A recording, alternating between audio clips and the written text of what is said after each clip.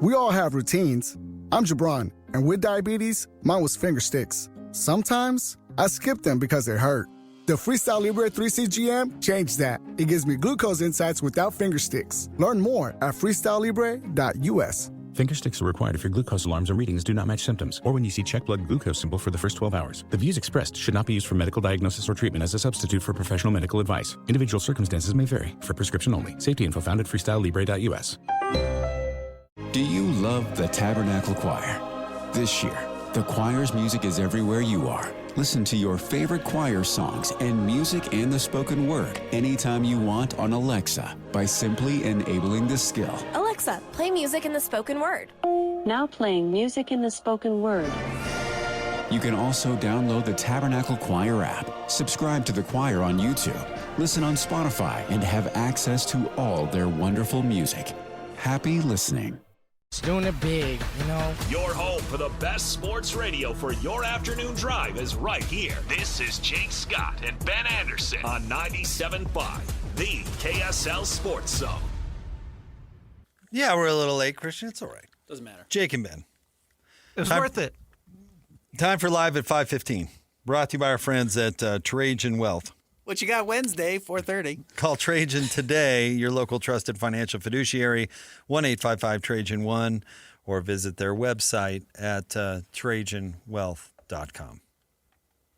What is the biggest story, would you say, today, Ben? It's famously the dry time in sports. We talked about that yesterday, how everything is just dry and dusty. I guess the World Cup is the biggest story of the day? Probably. Argentina beats England? Argentina setting themselves up to have an opportunity, if they can beat Spain on Sunday, to repeat, which would be incredible, and yes, would probably solidify Messi as maybe the greatest soccer player of all time.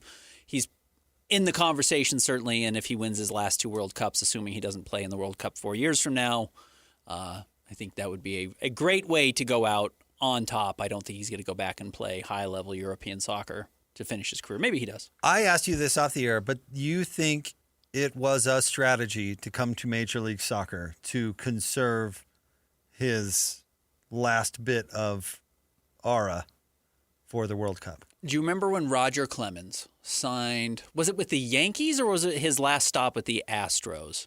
And he no longer had to travel with the team? It was the Yankees, yeah. They were like, you just show up for your games and you're otherwise not a member of the team, and that's great with us. Uh-huh. Specifically to preserve his life, whatever he wanted to do. He's like, I don't want to be around guys all the time.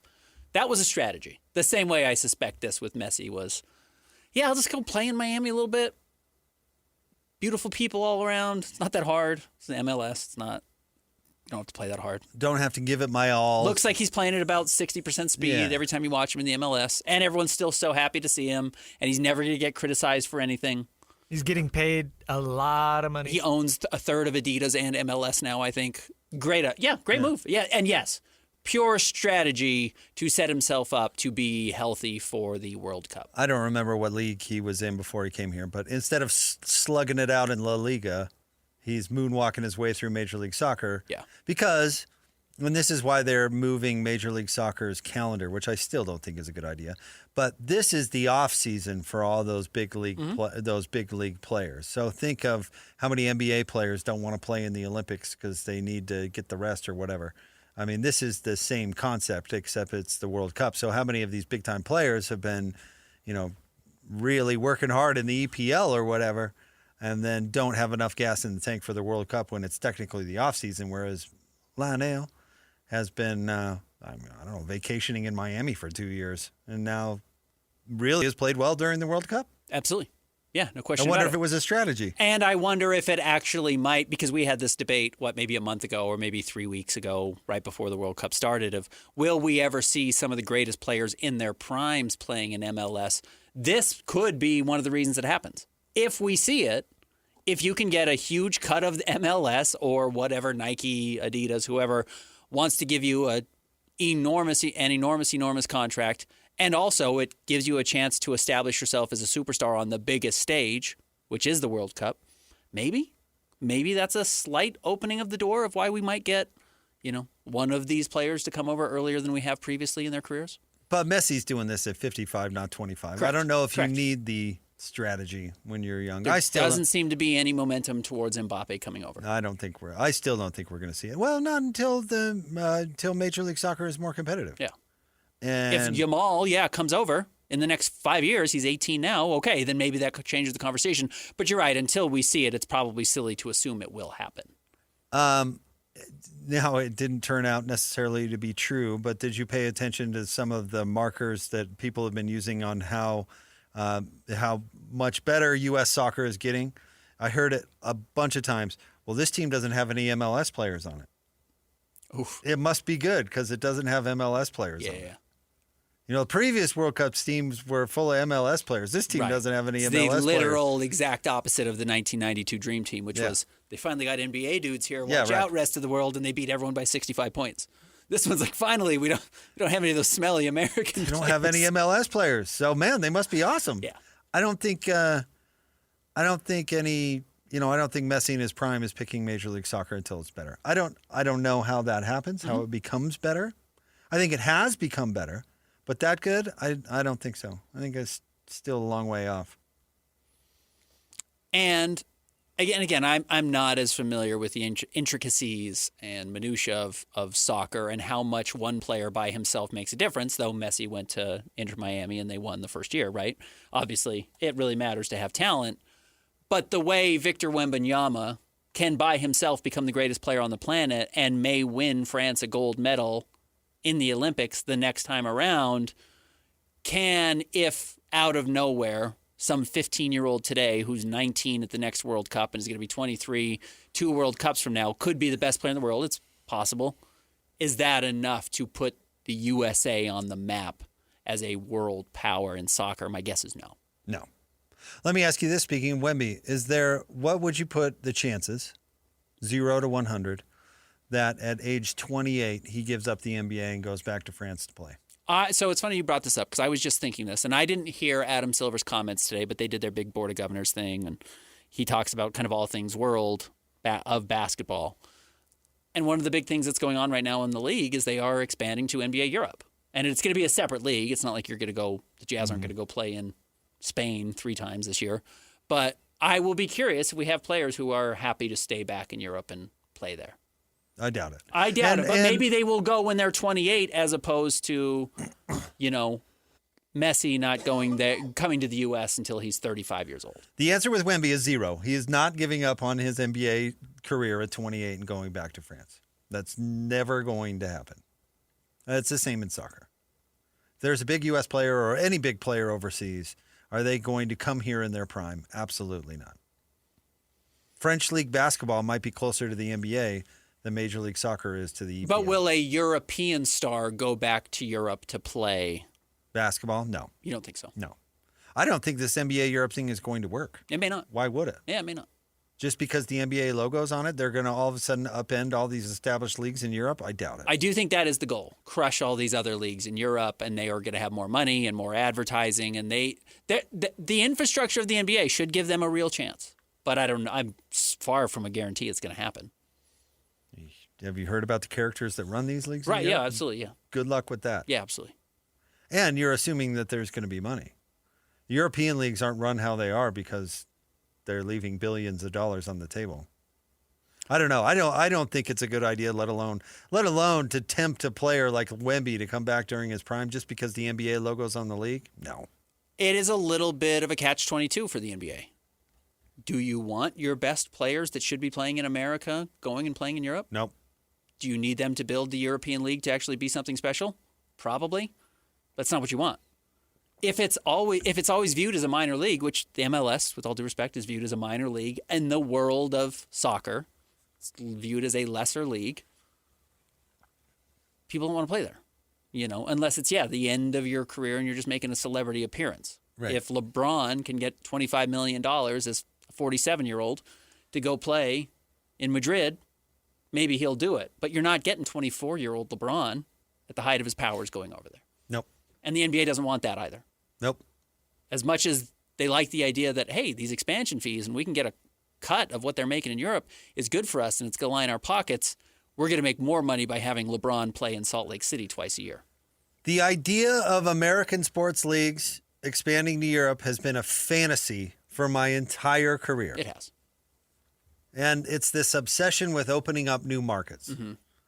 And it's just that. It's a fantasy. Correct. I don't think this will work. I don't think the NFL saying, "Oh, but we're getting all these fans to come to Wembley Stadium when the Jaguars play over there." It's not happening. Nobody else likes American football. They're going to go maybe for the anomaly of it, but the idea of expanding to Europe or Asia or whatever for any of these sports leagues, I truly believe is a fantasy. I'm with you. No, I think Japanese baseball is great. There are true superstars. Shohei's the best player on the planet. Munetaka Murakami is awesome. Plays for the White Sox. He's unreal how good he is. They couldn't wait to come to the U.S. Yeah, absolutely. Major League Baseball, it's better. It's better than what they have in Japan. More money, better opportunity, better players to play against, higher level competition. So, yes. But if Major League Baseball said we're creating a league in Japan, it would fail. It wouldn't shift the powers of Major League Baseball today. Well, I mean, it might succeed. They might be able to get a league sustainable, but it's not going to take a bite out of Major League Baseball. No, I'm saying like there's no way Major League Baseball could supplant the Japanese league. It's all well too entrenched, and just because Major League Baseball's logo is on a league doesn't mean that they all of a sudden would be dominating Japan. The same is true for the NBA in Europe. The same is true for the NFL in Europe. I don't know. I'm a little maybe I'm just biased towards basketball. That the NBA is so far ahead of all the other basketball leagues in the world. I mean, so is MLB baseball, obviously, over. But this Japanese isn't leagues. the NBA. It's a European league with the NBA logo on it. Sure. It's not the Jazz going over to play. No, it's not. Maybe if it were the Jazz going over to play, maybe we would have a different story. It is not. It's when we took Sadie to Wheel of Fortune when it came through. Mm-hmm. It was the live action Wheel of Fortune that we watched at the Eccles Center. It wasn't Pat Sajak. Correct. It wasn't Vanna. It wasn't and Sajak. Vanna White. Right. The wheel looked similar. Uh-huh. And there was some other guy. Some of the colors were the same. There was an announcer kind of guy, and the game was no Jamil. No Jamil. But you're right. But what it was a traveling show with the Wheel of Fortune logo on it. Right. It was not Wheel of Fortune. It was not Wheel of Fortune. No, you're right. I think you're totally right. All right. Well, hey, that was an interesting segment. Considering we that can there's every nothing, once in a while, once every 2 or 3 on. months, you and I pull some now. All right, stay tuned. I mean, if people are dying to know, Phoenix is leading Detroit and Vegas 68-66. How's Rasheed Fleming playing? Real thriller. Yeah. Stay tuned. More next. 97.5, the KSL Sports Zone. Make game day yours. Tickets, food and drinks, stats, and streaming. Everything you need is in the Utah Mammoth app. Download today and make game night easy. Download on both Android and iPhone. Tusk Top. We have the tech to get food delivered in 15 minutes, but we all have horror stories about buying tickets. The Game Time app gives fans the advantage. Get amazing tickets in just a few taps. Fees are included, so what you see is what you pay. And the Game Time guarantee means authentic tickets at the best price every time. Take the guesswork out of buying tickets to concerts, sports, comedy, and more with Game Time. Download the Game Time app and create an account for $20 off your first purchase. Terms apply. Not only do these guys give you the best Jazz coverage in the market, they've got you covered with the Mammoth, the Cougars, the Utes, and the Aggies. This is Jake Scott and Ben Anderson on 97.5, the KSL Sports Zone. Jake and Ben, 97.5, the KSL Sports Zone. Jake Scott, Ben Anderson. Ben, did you see that Adam Silver said he hopes to have the Kawhi Leonard situation wrapped up before the season starts? Yeah, Adam. What's your hurry, bro? That's a hell of an idea. I agree with you. You should have it wrapped up before the next 3 months. Agreed, Adam. Well, they've put this trade on hold. I mean, what are they going to – they just going to keep Kawhi on ice as a Clipper until they decide to do something? Well, when you are when you've been a member of the Living Dead for 380 years or however long, whenever Adam Silver was converted into a vampire and time no longer matters for him, he may not feel the urgency the rest of us do. Who cares? Oh, those are 200 years. Who cares? Yeah, whatever. But let me ask you this. What is the punishment going to be, I wonder? Because now that I think that they actually are serious about punishing this situation, maybe it's gotten too much attention or whatever, but I think their behavior would be different if they were just trying to Tim Donaghy this thing and make it go away. Okay, so what's a punishment? I mean, I know the definition of a punishment, but what is voiding Kawhi Leonard's contract a punishment? No, it's not. Because he's just going to resign somewhere else. So fact, you have to void him and then suspend him. He was already negotiating with Toronto before they put the brakes on the thing. I think it'll be games. If they come after Kawhi, I think and it'll then be games. he's not getting game checks, and okay, that's a fine. He likes missing games. They're going to force him to play games. You have to play all 82. He likes getting paid for missing games. He does. You're right. If you suspend him 40 games, he's not going to be happy about it, and he will be healthy those last 40 games because he's not going to miss a game check. He'll have forfeited if they suspend him 40 games. That's half his salary. Yeah, it's a ton of money. So that punishment does have some teeth to it. Yeah, for sure. I'll be curious if they do it. I'm more curious on the Clippers side of things. I honestly, they could slap Kawhi on the wrist and it wouldn't make that big of a difference to me. I'm curious because the true power, speak truth to power, Ben. The true power in this is the world's richest sports owner, Steve Ballmer, and how far the NBA is willing to go to punish somebody with that much power. That has been the crux of this from the beginning. How upset are other owners that this owner broke the rules, that they're willing to go after an owner who has a significant amount of not only money, but leverage and power. And I think it's relatively well liked. Like you can, I have no idea. I don't know how that guy's got a personality only a mother could love. I don't know how well liked that dude is or what it matters. But if they suspend him for 2 years, I don't think they'll make him Donald Sterling sell the team. I don't think that's in the cards. They won't. No, that's the thing. Do you remember when George Steinbrenner was suspended from Major League Baseball for, I think it was at least 2 years. Marge Schott was suspended from Major League Baseball for multiple years. Cincinnati? Uh-huh. Yeah. She was a real piece of work. Yeah, she was. She deserved that suspension. Would they suspend Steve Ballmer for 2 years? Now, or 2 years, whatever amount of time. I kind of think those are fake punishments because what are you suspending him? I mean, you watch the games. Yeah, he can't make a phone call to Larry Frank and tell him what to do. I mean, I think technically you're not supposed to do that, but what does that really mean? I mean, but as they go into a rebuild, anyways, that would be a pretty historic punishment from the NBA. So, Adam Silver's done a lot really poorly. He's done a couple of things really well. What he's done poorly is basically everything he's done that actually involves the basketball itself. And what he's done really well is everything that comes with lining the pockets of everybody who works in the NBA. Players are richer, owners are richer, TV's really benefited the league. He's made it a very stable league financially. He's a good businessman. So from that perspective, I don't know if he wants to anger the richest person in their business. So he may just end up with a slap on the wrist for Ballmer because he may not want to anger the business side of it because that's actually where he's the one area where he's really succeeded. Franchises are worth twice, 3, 4 times what they were when he started. Partly because Ballmer paid so much for the Clippers. Partly because place. of it. Yeah. But because he's willing to do those things as opposed to, hey, I just think this is what's good for the league and this is what the fans want. He's not a particularly good commissioner for fans. He's a very good commissioner for owners. Yeah, I would agree with that. Well, all that is why I thought that they would just sweep it under the rug. I thought they'd do as little as possible. This law firm would just find whatever they want to find, and then everybody moves on with their life. Yeah. Part of the reason why I thought they'd let the Kawhi trade go through, because that makes it really easy to turn the page. My conspiracy was that Friday they were going to have a news dump that, oh, yeah, we wrapped it up and everything was fine. That didn't happen. I was wrong on that.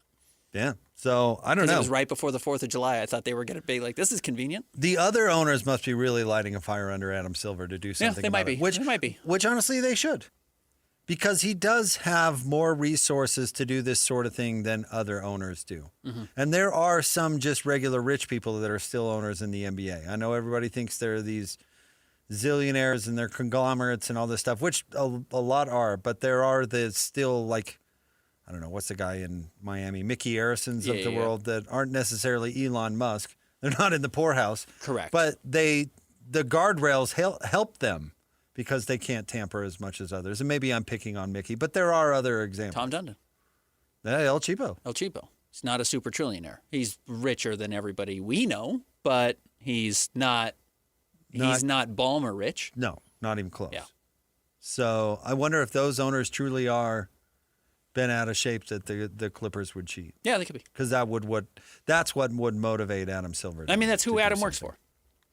Adam does work for the other owners. I will give Adam credit. He learned from the Donald Sterling situation. He should have never forced Donald out. He should have just let it collapse on itself, because he set a weird precedent forcing out owners, which actually has not really bit him. They should have just let the world turn on Donald Sterling and have him sell it. Correct. And leave in disgrace. And the reason I say he learned from that, because that's exactly what he did to Robert Sarver. And that was a much less sticky situation from a PR standpoint. The argument for market pressure, free market pressure versus some internal pressure too, I'm sure, but not coming out and saying we're going to force you and we're going to do it legally if we bureaucracy. have to. Right. Yeah, I'm totally with you. Just let it collapse on itself. I mean, Sterling was going to have to sell the team no matter what. I mean, the way things turned on him. Mm-hmm. He wasn't going to have any players left. Correct. He wasn't going to have anything. It was going to become obvious that he needed to sell. And Robert Sarver, that's what happened. It deteriorated so badly that he had no other choice but to sell. Right. And then the NBA didn't have to deal with the huge PR controversy of it all. They just said, oh, yeah, a bad guy is gone. Yep. And now we've got another mortgage guy owning a team. Correct. Who hates Dan Gilbert. Mm-hmm.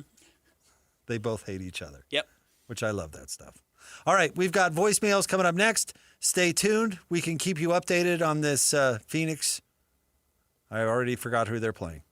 Pistons? Detroit Yeah. matchup that I know everybody's just thrilled to keep up with. We'll get to that next. Stay tuned. 97.5, the KSL Sports Zone. You know that thing that you love? You'll find others geeking out about it on Facebook. Whether you're looking for community or inspiration, Facebook helps turn passion into action. Obsessed with running a marathon? Discover a neighborhood run club group. Start training and meet your new neighbor. Thinking about cooking more at home? Connect with meal prep groups to discover recipes in a new community. And as you're scrolling the feed, you may even find reels showing you top running shoes or the best tools for your culinary journey. This summer, find more on Facebook. Ever walk past a place for rent and wish you could just take a peek inside? Maybe even explore the layout. Envision the natural light streaming through the windows. Or plan where your vinyl record collection would go. At Apartments.com, you can. With tools like their 3D virtual tours, you can see the exact unit you could be living in. Really envision yourself in your new home with Apartments.com, the place to find a place. Best sports radio for your afternoon drive is right here. This is Jake Scott and Ben Anderson on 97.5, the KSL Sports Zone. Two amigos on the airways, talking sports. They got him Matrix and also loves his tie-dye. Ben's got style with his scarf. Oh my.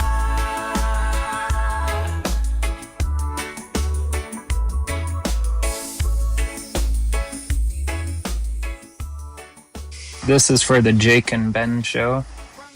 My name's Fraser. I'm a longtime absorber, first-time voicemailer. I listen almost every day while I'm driving at work, so I've had a lot of time to perfect my realization on how Jake describes movies. Here is my attempt at an impression of Jake describing any movie ever. Jake, have you seen The Shawshank Redemption? It might be one of the greatest movies ever made. Is that terrible movie with the bozo who's friends with the guy with the voice in prison? Yeah. It's terrible. Have you ever seen it? No. I just know it's terrible. Oh, Fraser! That's really funny. You're right on. You're right on. It's such an honor to have been on the air long enough that people have learned that, because that's pretty niche. It is pretty niche. But for Fraser to recognize that formula from our show, which is dead on. Terrible. It's terrible, yeah. It's really well done. That's really funny. Thank you, Fraser. Shout out Fraser. Long-time absorber, first-time voicemailer. Voicemail again, Fraser. That was really funny. Very good. I haven't seen it. Yeah, no, I don't know what you're talking about. I know the people in it. I do like the random connection game, though, where you pick, Yeah, really, 6 Degrees or whatever of Kevin Bacon. A really random role. But you do it with everybody. With movies nobody's ever seen. Usually involved with Major League 2. Back to the Minors or whatever it's called. That was 3. That was 3 with the Salt Lake Bees. No, 2 was the one where Omar Epps was the Willie Mays Hayes. Okay. They just swapped out Wesley Snipes for Omar Epps. But yeah, that's it's not even a bit. I wish I could say it was a bit because Jake's not lying about it. A bit would imply that Jake is performing something. Yeah, right. This is authentic. It's genuine. Yeah. Do you, speaking of Major League, you know the scene where Wesley Snipes makes the team because he wakes up in his bed and it's outside the facility and they're running and he starts running and catches up to him and then beats him and they go, oh, we got to sign this guy. It's in slow motion. The running parts, they make it in slow motion. I read a thing. You know why they did that? Apparently, Wesley Snipes is crazy slow. Oh, okay. Like he is not fleet of foot, and so the other guys who are running kind of have to slow it up. It would look obvious. It did not in look, regular motion. It did not look real in regular motion, Hey, so man. they had to put it in slow motion. That's good filmmaking. That's like solving a problem. We have the right actor. He's not doing the right things. How do we fix it? That's smart. Yeah. I like that stuff. You didn't like swapping out Tom Cruise's ex for Jake's sister. Correct. In the Katie Holmes for Maggie Gyllenhaal. The Batman movies. Listen, I saw, what's the football movie Omar Epps is in? The one about Florida State. He's pretty good at the program. Yeah, which I've never seen. He's in that movie with the dude from A River Runs Through It. The not Brad Pitt one. Anyway, he's not bad in that movie, but he was really bad as Willie Mays Hayes. Couldn't handle it. It was just Wesley Snipes kind of made that his own. It's also funny that Wesley Snipes was like the go-to 90s athlete getting cast in movies. And he was really good in Major League. He pulls it off, and he's good in White Man Can't Jump. And they pull but I would say Willie Mays Hayes was one of the more intriguing characters of that movie. Swap out Gyllenhaal for Holmes for Gyllenhaal. Who cares? That character doesn't even matter. Willie Mays Hayes was like, he and Charlie Sheen were the best characters in that movie by a mile. Right. You can't swap out Tom Cruise in Top Gun and think you're getting the same movie. To bring in Matt Damon. They're like, oh, it's the same guy. It's like, it's the same character. People will believe it. Yeah. No, that's what I'm saying. No, you got to have Cruise. Yeah, you got to have Snipes. If they moved Rob Lowe in for Charlie Sheen, it would have been horrible. Mm-hmm. The guy who hosts The Floor. Rob Lowe. Yeah. All right. I think you're right on. So, no offense to Omar Epps, but you sucked as Willie Mays Hayes. Okay. And Wesley Snipes, very slow. We should do Wesley Snipes movies. I've never seen Blade. Have you seen Blade, Christian? Yeah. Have you seen Blade 2? Yeah. Are good or not good? 1 and 2 are higher regarded than 3. 3 is regarded as like one of the big flops. Some people love the movie Blade, and I didn't realize it was a comic book movie. It's a Blade 1 is pretty vampire cool, / comic book movie. I had a friend who made me watch Blade. Okay. It sucks. You be doing the bit? Coming Doing from the Jake. thing? No, it's terrible. The guy from Major No, League. There is a scene, I think it's in Blade 2. Is there a Wesley movie? Snipes. That stinks. Have you ever Speaking seen of it? your guy, No, Wesley. I've never seen it. It's terrible. Wesley wouldn't open his eyes for this scene. I don't know why. So they had to CGI his eyes open. Yeah. I don't know why Again, he refused to good open his eyes in the filmmaking. movie. Yeah, good stuff. Yeah, my buddy was like, "You've got to watch Gotta watch Blade." You know what other movie that I thought was terrible that my friend made me watch? And people will be mad at me because people love this movie, but it just wasn't me. Escape from L.A. Oh, I was talking about that movie last night. Well, I was talking about Escape from New York, but same thing. Both with Russell. Captain Ron? Yeah. Kurt Russell? Kurt Russell. Anyway, it made me watch the movie. I was like, this is just cinema masterpiece. Yeah. I watched the whole thing. I thought, what are you talking about? This? You did the bit again for the third time in a segment talking about the bit. You brought up the crappy movie Captain Ron. Made the reference to Captain Compared Ron? it to another movie that's very highly regarded. It's amazing. Well done, Frazier. Yeah. MVP of the show. What? MVO. MVV. Most valuable voicemailer. I was going to say most valuable absorber. Oh, okay. I think absorb starts with an A, though. Oh, it does. Don't tell my kids. Yeah.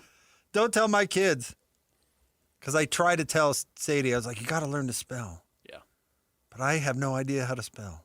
MVA. That's even better. Shout out to Frazier. Thanks, All right. Frasier. More next. 97.5, the KSL Sports Zone.